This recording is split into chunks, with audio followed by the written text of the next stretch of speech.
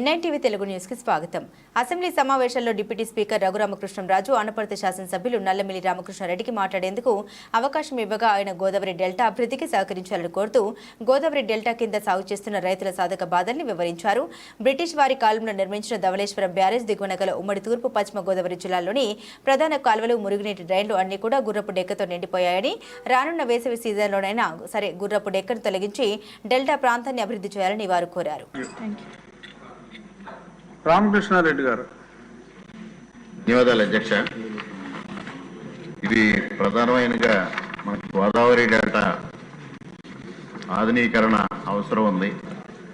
ఆ ఆలోచన ప్రభుత్వానికి ఏదైనా ఉందా? ఎందువల్లంటే గోదావరి డెల్టాలో ప్రధానంగా ఎప్పుడో సర్ ఆర్థర్ కాటన్ నిర్మాణం చేసిన ఈ గోదావరి డెల్టా పూర్తిగా పూడిక తీత లేక, గుర్రపడెక్క లేక, ఈక అనేక ఇబ్బందులు రైతాంగం ఎదుర్కొంటున్నారు. ముఖ్యంగా గత 5 సంవత్సరాలుగా అనేక సమస్యలను రైతాంగం ఎదుర్కొంటూ ఉన్నారు.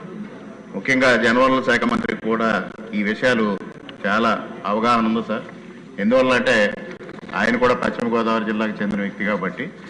అదేవిధంగా ఏదైతే ఎత్తిపోతల పథకాలు ఉన్నాయో బలరామకృష్ణ గారు చెప్పినట్టుగా మాకు రాజమండ్రి రూరల్కి, అదేవిధంగా అనపర్తి నియోజకవర్గానికి సంబంధించిన చాగల్నాడు కానీ, వెంకటాపురం కానీ పుష్కర పథకాలు డీఫాల్ట్ అవ్వటం వల్ల రైతాంగం చాలా ఇబ్బందులు ఎదుర్కొంటూ ఉన్నారు. వాటిని మరలా పునరుద్ధరించే ఉద్దేశం ప్రభుత్వానికి ఉందా అనేది కూడా ఈ స్పష్టంగా అడుగుతా ఉన్నా.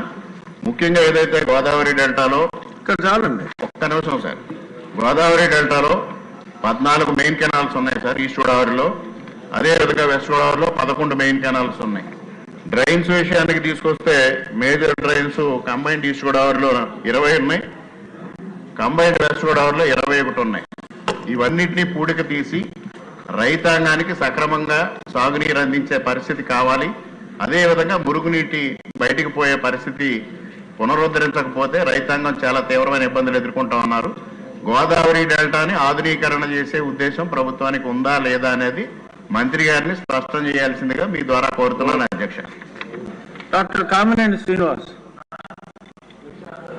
నమస్కారం అధ్యక్ష. మీ ద్వారా గౌరవ ముఖ్యమంత్రి గారికి